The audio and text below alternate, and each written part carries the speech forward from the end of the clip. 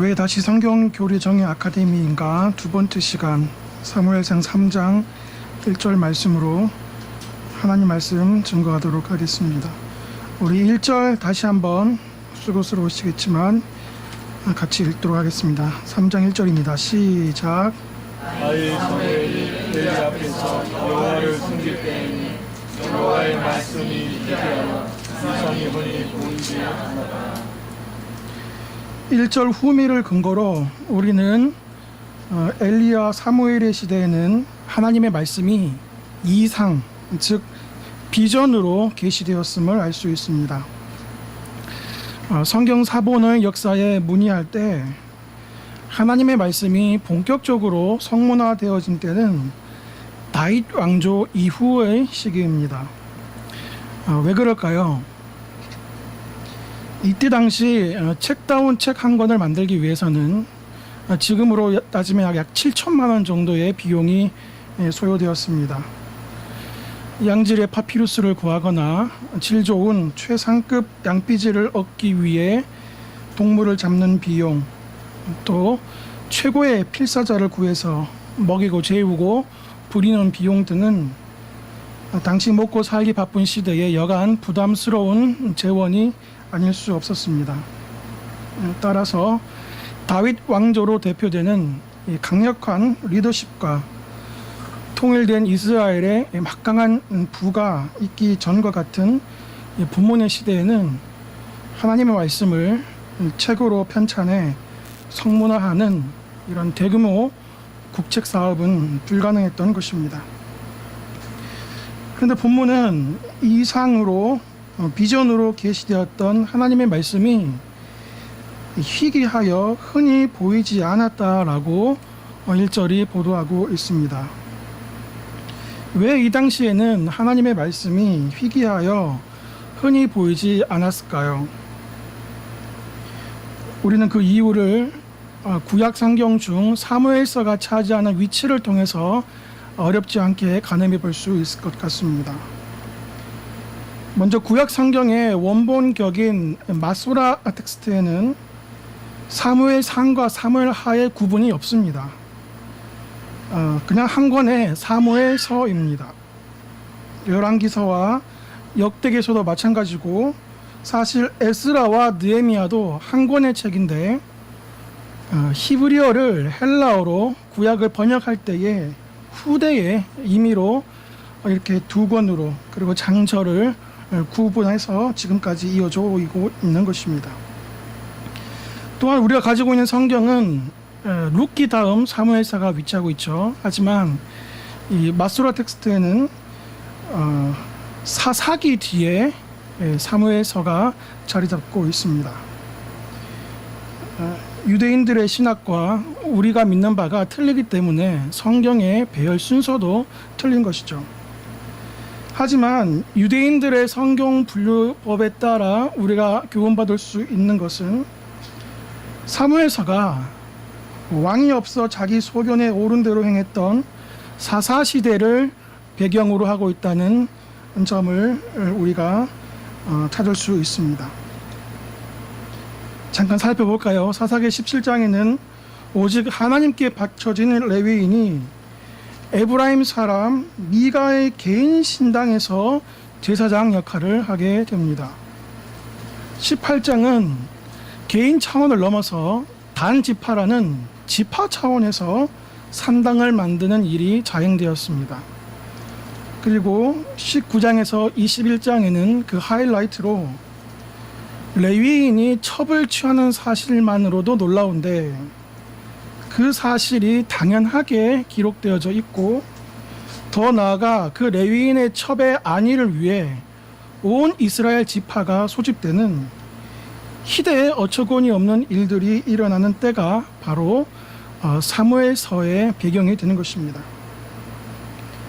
사무엘서의 배경이 이렇게 추악한 사사기 시대임을 고려해 볼 때 왜 하나님의 말씀이 희귀하여 흔히 보이지 않았는지 우리가 합리적으로 추론이 가능하다 하겠습니다.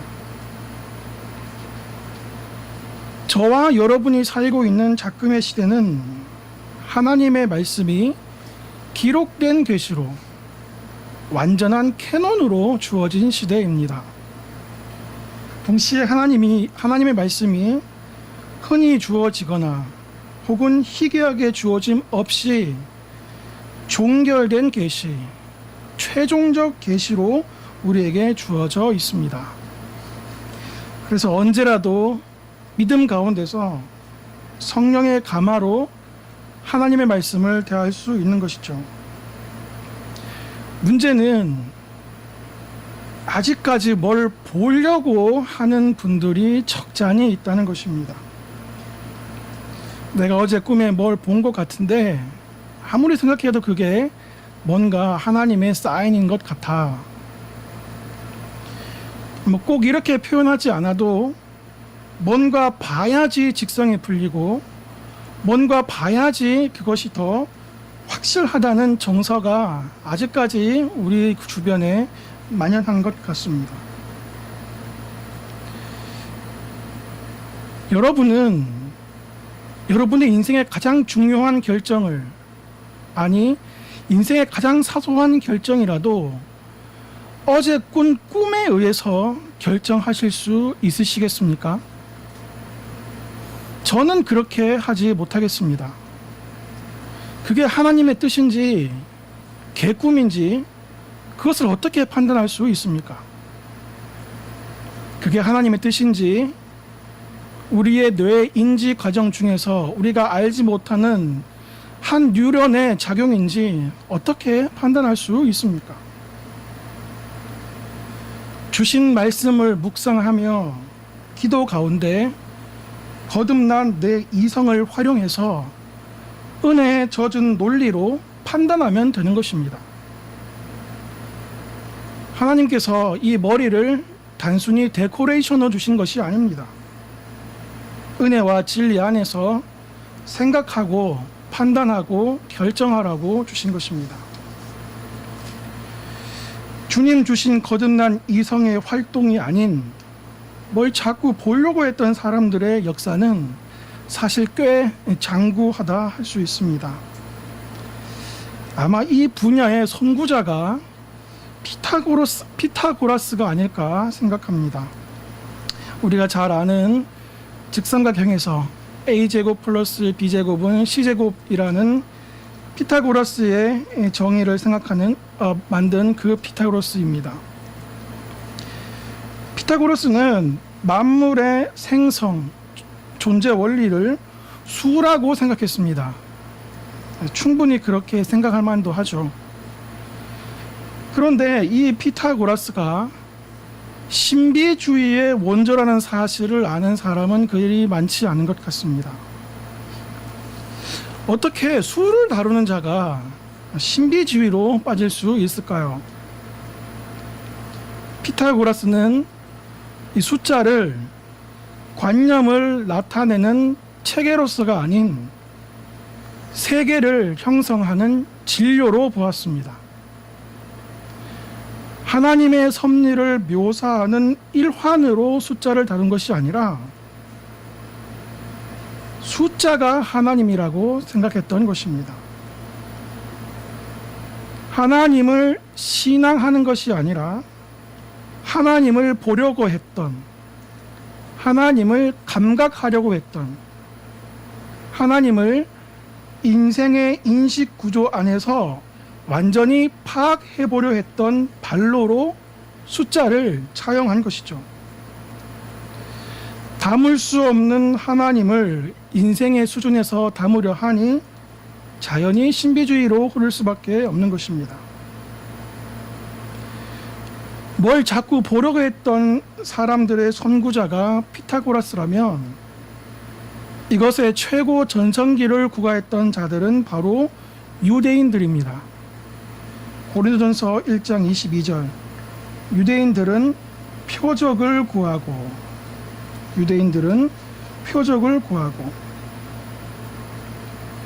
그렇게 보기를 원했던 유대인들이었고 그렇게 직접 예수님을 보았던 유대인들이었지만 결국 예수님을 죽인 자들은 저 딴 나라 사람이 아닌 예수님 옆에서 예수님을 직접 본 유대인들이었습니다.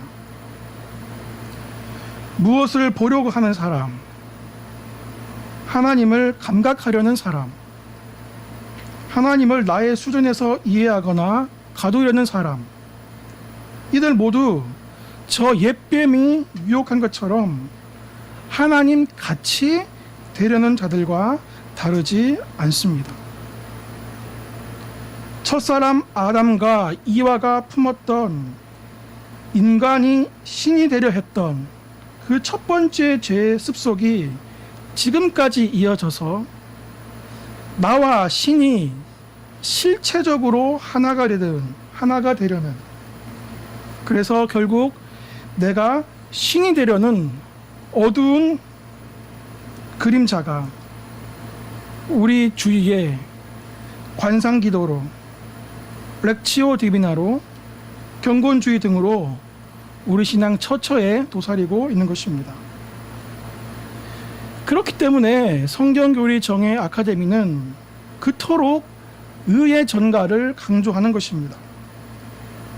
단언컨대 38번의 강의 내용 중 가장 많이 회자된 단어가 바로 의의 전가입니다. 하나님은 하나님의 자리에서, 인생은 인생의 자리에서, 그 올바른 자리매김 가운데서 중보자 예수님을 통한, 말씀의 가마를 통한 교제와 교통이 우리 인생의 진정한 샬롬을 가져다 주는 것입니다. 사랑하는 성도 여러분, 문제는 보는 것이 아닙니다. 그래서 바울은 말했습니다. 우리가 주목하는 것은 보이는 것이 아니요 보이지 않는 것이니 보이는 것은 잠깐이요 보이지 않는 것은 영원함이라. 고린도후서 4장 18절. 그럼 우리는 어떻게 하나님을 볼 수 있을까요? 다음 세 가지 과정 이외에 우리는 하나님을 볼 수 있다 말할 수 없습니다. 첫째, 우리는 믿음으로 하나님을 봅니다. 히브리서 11장 3절. 믿음으로 모든 세계가 하나님의 말씀으로 지어진 줄을 우리가 아나니 보이는 것은 나타난 것으로 말미암아 된 것이 아니니라. 둘째, 이 믿음의 대상이 되신 아들 예수님을 통해서 하나님을 볼 수 있습니다. 히브리서 12장 2절. 믿음의 주요 또 온전케 하시는 이인 예수를 바라보자. 마지막 세 번째, 믿음의 대상이신 예수 그리스도가 담겨져 있는 말씀을 통해서 하나님을 보게 되는 것이죠. 마태복음 11장 27절. 내 아버지께서 모든 것을 내게 주셨으니 아버지 외에는 아들을 아는 자가 없고 아들과 또 아들의 소원대로 계시를 받은 자 외에는 아버지를 아는 자가 없느니라. 계시를 받은 자 외에는 아버지를 알지 못한다. 말씀 밖에 있는 자는 아버지를 알지 못한다. 결국 우리는 말씀에 나타난 예수님을 믿음으로 하나님을 보게 되는 것입니다. 첫째, 말씀에 나타난, 둘째, 아들 예수님을, 셋째, 믿음으로써 하나님을 보고 하나님을 만나는 것입니다. 바로 이번 성경교리 정예 아카데미에서 우리가 배우게 되는 실체가 바로 이 믿음의 주요, 온전케 하시는 인 예수 그리스도이십니다. 이번 성경교리 정예 아카데미에서 우리가 배우게 되는 실체가 바로 모세의 율법과 선지자들의 글과 시편이 가리키시는 예수 그리스도이십니다. 이 예수님을 우리가 아카데미에서 배우게 되는 것이죠. 아카데미에서는 오직 예수 그리스도만이 우리의 배움의 유일한 실체요 찬미의 제목이 되는 것입니다. 그럼 어떤 이유에서 예수님만이 우리 배움의 유일한 목적과 대상일까요? 잠깐 살펴보겠습니다. 첫째, 우리가 주님의 자녀로 인침받은 예정이 그리스도 안에서 작정되었기 때문입니다. 에베소 1장 4절, 곧 창세 전에 그리스도 안에서 우리를 택하사 우리로 사랑 안에서 그 앞에 거룩하고 흠이 없게 하시려고. 교리학교를 통해서 우리는 세상이 있기 전부터 예수님 안에서 우리가 택함 받았다는 놀라운 사실을 배우게 될 것입니다. 예수님 밖에서는 우리의 존재 자체를 논할 수 없기에 예수님이 우리 배움의 유일한 대상이신 것입니다. 둘째, 더함 없이 이루셔서 다함 없이 주시는 분이 예수님이시기 때문입니다. 더함 없이 이루셨음은 다 행위하셔서 행위 언약을 다 이루셨다는 뜻이요, 다함 없이 주셨다는 말씀은 은혜 언약을 통해 우리에게 거저 값없이 의의 전가를 주셨다는 말씀입니다. 예수님 밖에서는 우리 구원의 힘줄인 언약 자체를 논할 수 없기 때문에 예수님만이 우리 배움의 유일한 대상이신 것입니다. 셋째, 구원의 전 과정이 예수님과의 연합에 있기 때문입니다. 믿어 회개함으로 중생에 이르러 의로운 아들로 삼아 주심은 모두 그리스도와의 연합에 속해져 있는 것입니다. 예수님 밖에서는 우리의 구원 자체를 논할 수 없기 때문에 예수님만이 우리 배움의 유일한 대상이신 것입니다. 넷째, 예수님 때문에 구원이 완성되었고 예수님 때문에 구원이 이루어져 가기 때문입니다. 주님이 우리 신앙과 삶의 길이자 목적지요 수단이자 결과이십니다. 나와 함께 이 길을 걸어가시는 분도 주님이시고 저 발치에서 나를 기다리시는 분도 예수님이십니다. 이렇게 예수님 밖에서는 거듭난 삶을 논할 수 없기에 예수님이 우리 배움의 유일한 대상이신 것입니다. 다섯째, 나의 구원은 교회적 구원이요 그 교회의 머리는 그리스도이시기 때문입니다. 주님이 계시고 주님의 말씀하시는 교회를 떠나서는 구원이 있을 수 없습니다. 그런데 그 교회의 머리가 예수님이십니다. 그래서 예수님 밖에서는 교회 자체를 논할 수 없기 때문에 예수님이 우리의 유일한 배움의 대상이 되시는 것입니다.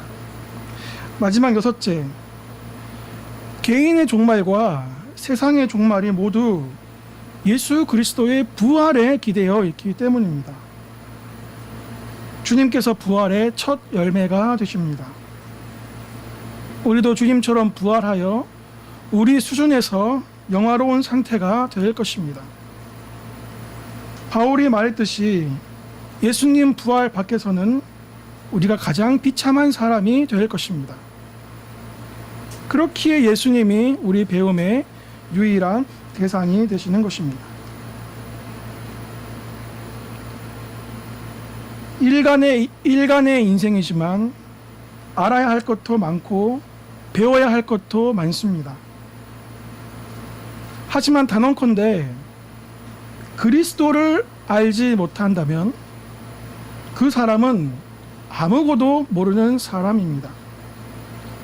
반대로 그리스도를 아는 사람이라면 모든 것을 아는 사람입니다. 사랑하는 성도 여러분, 제가 방금 말씀드린 이 말씀을 단순한 수사로 단순한 문자로 받아들이지 마시기 바랍니다. 그리스도를 모르는 자는 모든 것을 모르는 자요, 그리스도를 아는 자는 모든 것을 아는 자라는 이 일성을 여상히 여기지 마십시오. 이 고백이 여러분의 심령 깊은 곳에서 울려 나올 때 비로소 진정한 신앙생활이 시작된다 말할 수 있습니다. 이 그리스도를 우리가 아카데미에서 배우려 하는 것입니다. 이 예수님을 우리가 말씀 가운데 믿음으로 배우려 하는 것입니다. 지금 우리는 사무엘상 3장 1절 말씀을 통해서 작금의 시대는 이상이 아닌 기록된 말씀의 시대라는 점, 그리고 아카데미를 통해서 그 말씀의 실체이신 예수 그리스도를 배우게 된다는 점, 그리고 왜 그리스도가 신앙과 삶의 중심인지 6가지 이유를 들어 살펴보았습니다. 이제 설교의 마지막 대주로서 아카데미를 통해서 꼭 우리가 감화받았으면 좋을 법한 관전 포인트라고 하나요? 중요한 명제 하나를 나누고 설교를 마치고자 합니다. 설교자는 30주예절 풀어 쓴 기독교 강요를 항상 접할 때마다 가슴에 맺히는 한 단어가 있습니다. 우리 같이 한번 따라 하실까요? 타율적 자율성. 타율적 자율성. 자율은 자율인데 타율적인 자율입니다. 주님께서 벌레 같은 자를 만나주신 이후 언제부턴가 자율이라는 말을 그렇게 쓰기가 싫어졌습니다. 언제부턴가 기도의 주어에 내가라는 말을 쓰기가 살떨려지게 되었습니다. 그리고 이 현상은 아카데미를 통해서 더욱 극심하게 되었습니다. 사랑하는 성도 여러분, 분이엘의 아침 햇살에 비추이는 저른발이 야곱의 모습 속에서 자율이라는 단어가 연상이 되십니까? 하지만 그 야곱이 우리가 다시 베들로 올라가자 했을 때에 그에게서는 타율적 자유를 보게 되는 것입니다. 백발이 성성한 85의 갈렙에게 능동이란 단어가 어울립니까? 하지만 이 산지를 지금 내게 주소서라고 말한 그의 고백 가운데서 우리는 타율적 자유를 보게 되는 것입니다. 95개조 방반문을 소고인 독일어가 아닌 라틴어를 썼고 파문이 거듭되자 개혁을 진정시키려 했던 초기 루터의 모습 속에서 적극적이란 단어는 어색해 보입니다.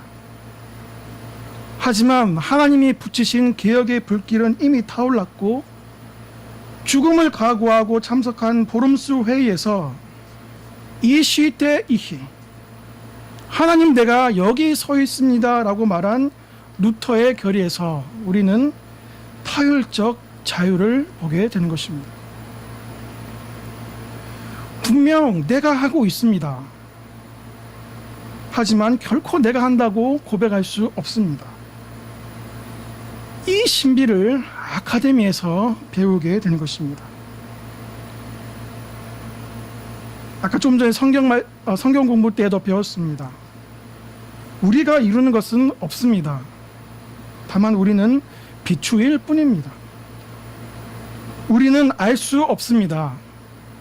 알려고 하면 타버립니다. 그래서 알려주시니 아는 것입니다. 우리는 할 수 없습니다. 하려고 하면 이내 번아웃 되어버립니다. 얼마나 우리가 많이 경험했습니까? 그래서 힘 주시니 할 수 있다 말하는 것입니다. 성경 히라보에서 신적 수동태 혹은 신학적 수동태라는 문법이 있습니다.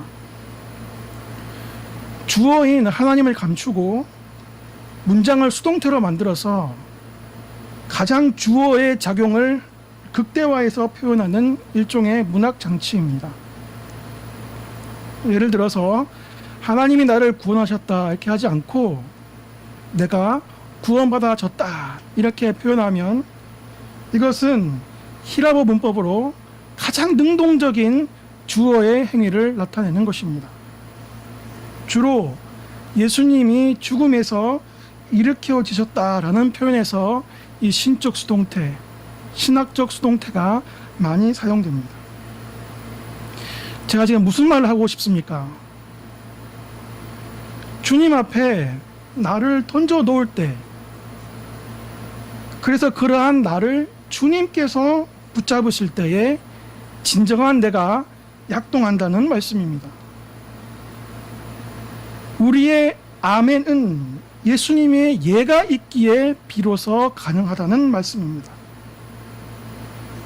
인생의 문장에서 나라는 주어를 빼고 은혜에 붙잡힌 수동적 문장으로 인생의 책을 써내려 가시라는 말씀입니다. 자율은 자율인데 타율적 자율, 이 비밀이 성경교리 정의 아카데미의 지극한 효과인 것입니다. 사랑하는 성도님 모두 아카데미를 통해서 타율적인 자율성, 은혜에 전진하는 나, 주님 안에서 승리하는 나를 찾으시기를 간절히 소원합니다. 말씀을 정리하겠습니다. 오늘 우리는 사무엘상 3장 1절 말씀을 나누어 보았습니다. 지금은 계시 종결의 시대, 기록된 계시의 말씀 시대입니다. 기록된 계시의 시대에서는 하나님을 보고 만나며 경험하는 방법은 오직 성경을 통해 믿음으로 아들 예수 그리스도를 아는 것이었습니다. 이것을 우리는 이번 성경교리 정의 아카데미를 통해서 배우게 되는 것이죠. 우리가 성경교리 정의 아카데미에서 예수님을 알고 순종하며 배우게 될 때 우리는 비로소 타율적 자율성, 은혜에 의해 전진하는 나, 주님 안에서 승리하는 나를 찾게 될 것입니다. 주님 안에서는 오직 진보밖에 없습니다. 주님 안에서는 오직 찬양과 감사밖에 없습니다. 주님 안에서는 오직 기쁨과 희락밖에 없습니다.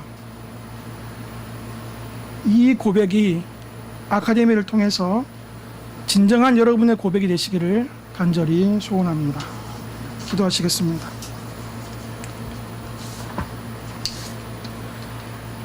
배우고 확신한 일에 거하라 말씀하신 주님, 배우고 확신한 일에 거할 수 있는 기회를 주시니 감사를 드립니다. 우리는 언연 중에 그거 다 아는 내용인데 또 들을까? 이 말 하는 거 보니까 결론이 그거겠구나. 미리 예단하고 판단하며 우리가 마치 선자로 정죄하고 판단합니다. 우리의 지극한 무지와 교만을 용서하여 주시옵소서. 말씀이 달콤함을 우리 아카데미를 통하여서 배우게 하여 주시옵소서. 이 일 위에 세우신 사랑하는 담임 목사님, 말할 수 없는 무게감으로 하나님 앞에 서실 때에 은혜 위에 은혜를 더하셔서 아낌없이 남김없이 모든 것 쏟으실 때에 핑혼하지 않으시도록, 쇠하지 않으시도록 눈꽃 같은 불꽃 같은 눈동자로 하나님 지켜주시고 은혜 허락하여 주시옵소서. 어둠의 권세가 해하지 못하도록 하나님 친히 지켜주시옵소서. 감사하며 예수님의 이름으로 기도합니다.